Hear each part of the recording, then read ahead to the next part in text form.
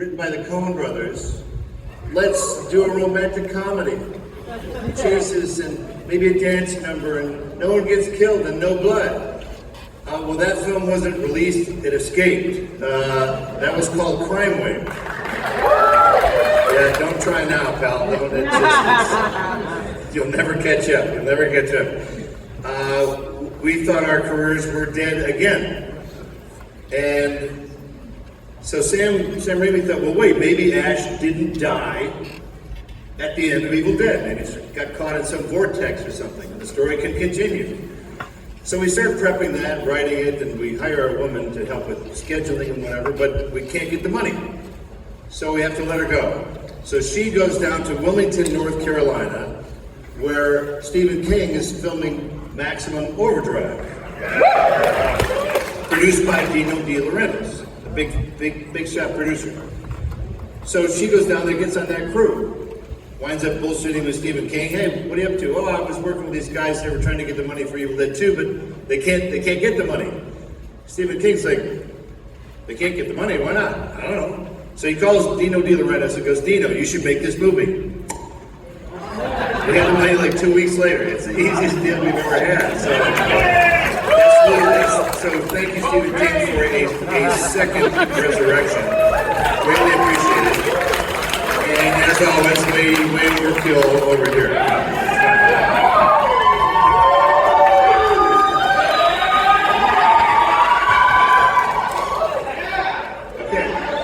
Okay. Now, a little bit about the movie. Anybody born in 1986? This movie is you. This is when you were born. This movie. You guys are getting a little long in the tooth. I'm not gonna lie. In Waynesboro, North Carolina, in the summer of that year, incredibly hot and horrible.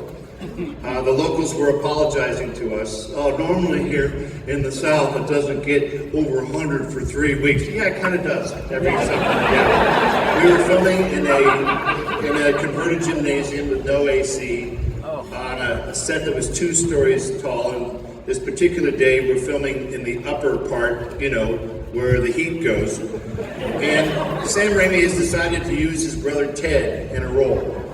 Ted wants to get into the Screen Actors Guild.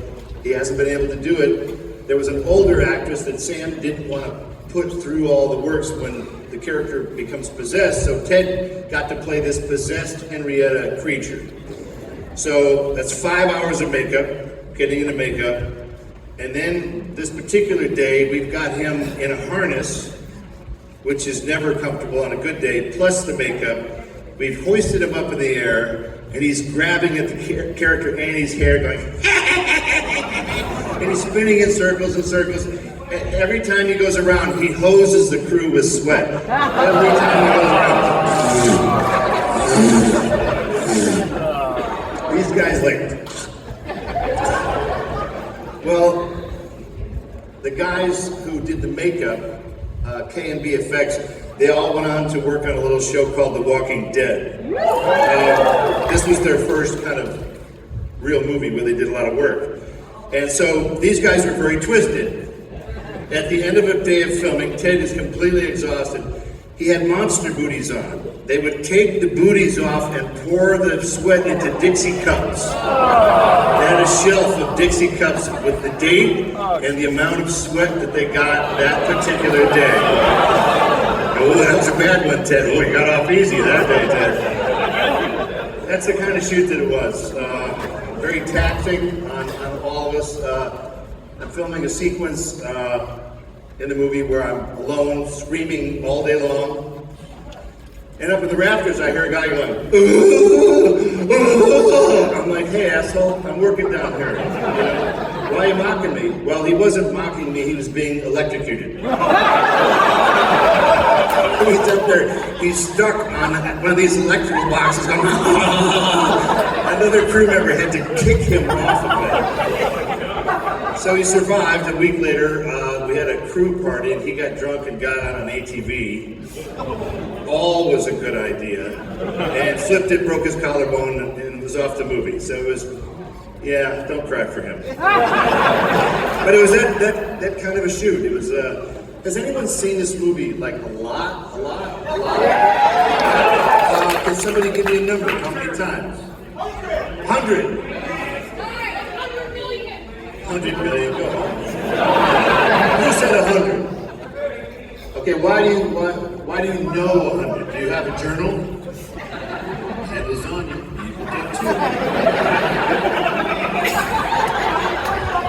You what? Put it on before you go to bed in high school. Man, I would have just rather done something else.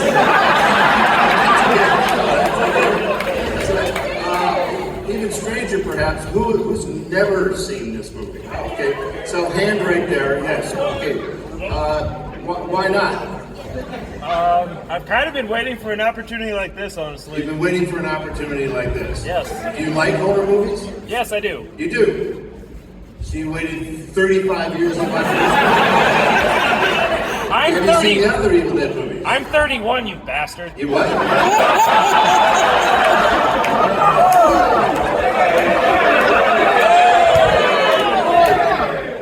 Put your fucking phone down, bitch.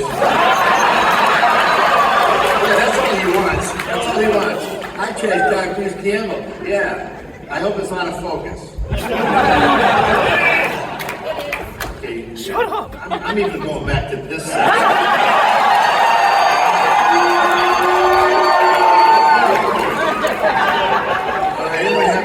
You can ask a question. It doesn't have to be about this movie. What? Oh, it's Mom again. Hi, Mom. Yeah. Like mortally so. Like terminally. You're chronically embarrassed.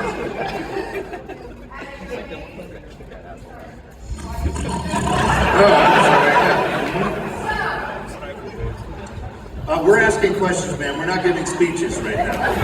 Do you have a question in the middle of your diatribe? No? More Ash versus Evil Dead. Wow, great question, sir. When I look out, I don't see friendly faces, I see criminals. Why? Because you sons of bitches were the Ash vs. Evil Dead is the most illegally downloaded show in the history of television. Don't cheer your own disrespect. Oh, 30-day free trial. Hey, I'll try it. Delete. So you answered your own question with your inability to support the show. You what? You paid for stars. Oh. That's okay, sir. The tragic part is nobody knew what Stars was. I go, hey, we're doing a new show. Ash vs. Evil Dead. Oh my God, that's great. On what? Stars. What Stars? When it dropped on Netflix, people thought it was an original show. Netflix original. So you can't fight City Hall.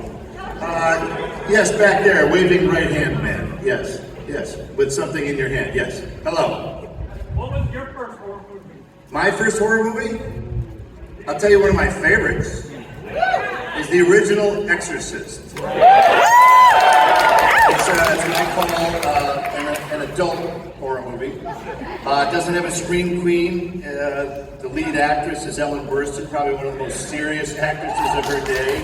Being directed by William Friedkin, who was a maniac, but he was at the top of his game. Linda Blair, who I've met at conventions, was a revelation in that part. At the age that the crap she had to do in that. Dick Smith, the great makeup effects guy of his day. But here's what I like.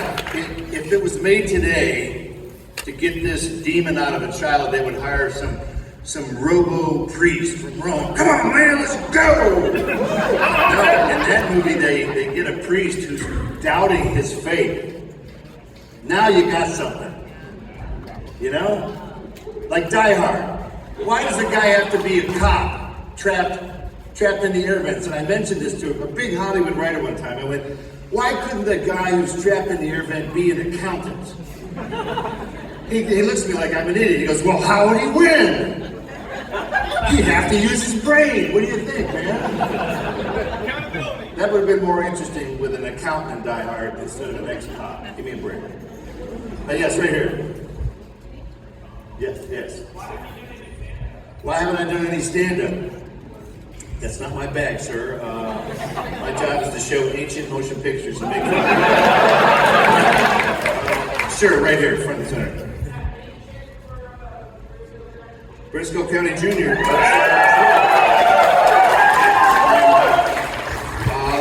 They've had my number for 25 years. But never say never, they're bringing all kinds of stuff back. You know, who knows? You'd have to give me a little ladder to get up on the horse, maybe. But yes, right there in the aisle. What's going on with Doctor Who? What about Doctor Who?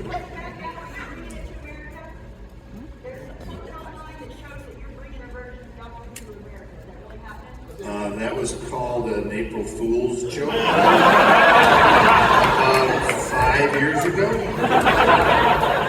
So I'm sorry, I don't know anything about Doctor Who. Yeah, all right. So let's do the balcony. That's always a dangerous option. Yes, right here.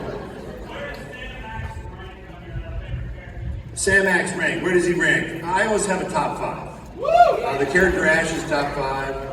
Bubba Hotep was the top 5. Autolycus, the King of Thieves, was top 5. Burn Notice was top 5. So I'm a top 5 kind of guy. Things that were fun to play and that sort of stood up pretty well over time. Yes, all the way in the back, surprisingly in a black t-shirt, yes. Okay, Hallmark Christmas movies? Hallmark Christmas movie? Yeah, Mother Scratcher.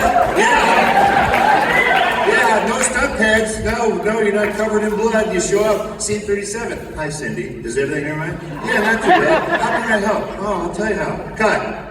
That's it. Look, I mentioned that to a buddy of mine. A dated filmmaker buddy. Look, I don't really want to tell you this, but I'm doing a Hallmark movie. He goes, they play by the rules. What does that mean? He goes, at the beginning of Hallmark movie, these people have all kinds of problems.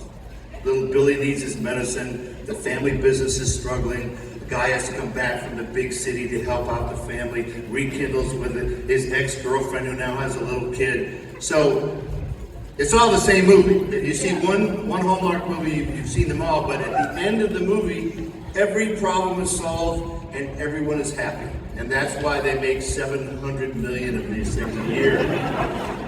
You know? But don't play the Hallmark drinking game. If you trim a tree, sing a Christmas song, snow, hot chocolate, old wine. If Dean Cain is in the movie, you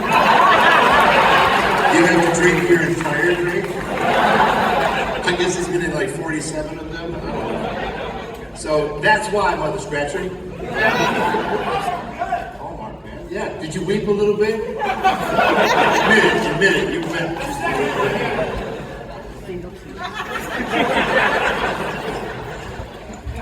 Yes, sir. And also in the back with your right hand up. Yes. What's the best and worst actors that you've worked with? Best and worst actors I've ever worked with. I'd rather go best. There's too many worst. Jennifer Jason Leigh was the best actress I've ever worked with. She was in the movie Hudsucker Project. I've never been more nervous at work than working with her. I got these rat-a-tat scenes with her in a newsroom, and I'm like, she's never going to blow a line ever. Ever. Every actor blows a line at some point. Not her. She's a freaking metronome. And if you watch that movie, she has a shit ton of dialogue too. She knows it all. So I really, just as a professional, I respect that. Tom Arnold was best as a hog butcher a few years ago, who decided to become an actor. So on McHale's Navy, I was part of McHale's Navy, and so you have Ernest Borgnine, right? Academy Award winner, shooting in Mexico, 100 degrees, 400% humidity. He's in a dress white Navy uniform, and he's sitting in a little piece of shade with his hat on his knee. Never leaves the set, ever. Tom Arnold, and cut. The hat is off. The jacket is off. Into the SUV. Back to the trailer. Okay, let's do another take. Thing on. I went, hey, Tom, Academy Award. There's a discipline that isn't always followed through now. I just worked with Lee Majors on Ash vs. Evil Dead. Same thing. This guy was on 3 different TV shows that went over 100 episodes. That guy showed up. Same thing, and when he's sitting on set, he just finds a chair. Mr. Majors, can I get you anything? I'm good. That's all I would ever say. I'm good. This guy is sort of banged up today because he did a lot of stunts because he was better at stuff than his actual stunt guy. And he was doing a scene where he's got to run on a tarmac, like really fast, and run, they're using a telephoto lens so the focus is tricky. And they go, Lee, we got to go again. We didn't get it, the focus was off. And Lee goes, all right, man. I'll give you one more, otherwise you're going to put these damn bell-bottoms on and run. It makes sense. Try and run in bell-bottoms. You can't run in bell-bottoms. Anyway, be that as it may. I liked a lot of the old geezers just because they had good discipline. Lee started out under Barbara Stanwyck. Great old actress, great old-time actor. So he learned a discipline that modern-day actors just don't have. Some of them do, but it's sort of a lost art. Yes, right here. When I might do Texas Frightwear Weekend. I do a shit ton of conventions. So I've been there already. I will come again. If I cancel, it's because I'm working. Yeah. That happens. So a couple more and then we'll let you get on with this masterpiece. Yes, right here.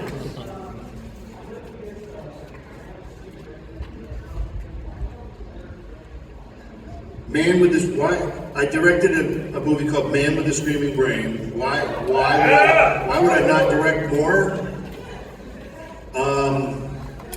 Because nobody saw it. That's how it kind of works. If a billion people see your movie, like Doctor Strange, you can make more movies. And if they don't, you don't. It's just economics, and that's okay. Yeah. We doing the balcony one more time? No? No, probably not. Yeah, whoa, the guy wakes up. Yeah. Ash is your hero. Sam Axe is your hero. Okay. So it's not really a question, that's a statement.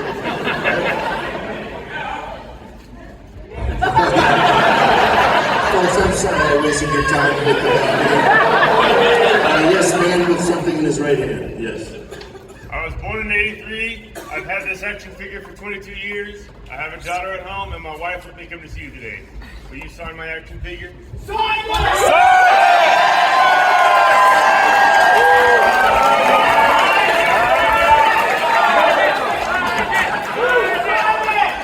Sign it! No, here's the problem. My daughter's 1 month old. Here's the problem. I sign that. And then they all come out. Yeah. I will sign a figurative thing. Thank you very much, though. I appreciate that. Sign me. Mr. Phone right here. Let me tell you something about signing boobs, okay? You think this is funny, signing boobs? Let's talk about signing boobs. Like, would you want me to sign your boob? Okay, let me explain the process. Let me explain before anything is demonstrated here. The important thing about signing flesh is surface tension. Right? If there's not a proper amount of surface tension, the Sharpie can skip across the oily skin. It's very important in the case of signing a boobie. It's important to apply pressure. It's important. I'm not done yet.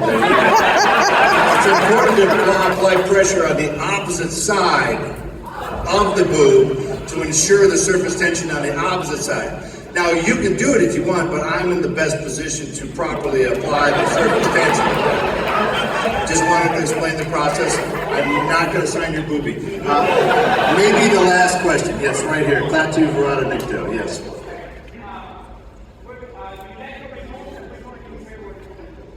Do I what?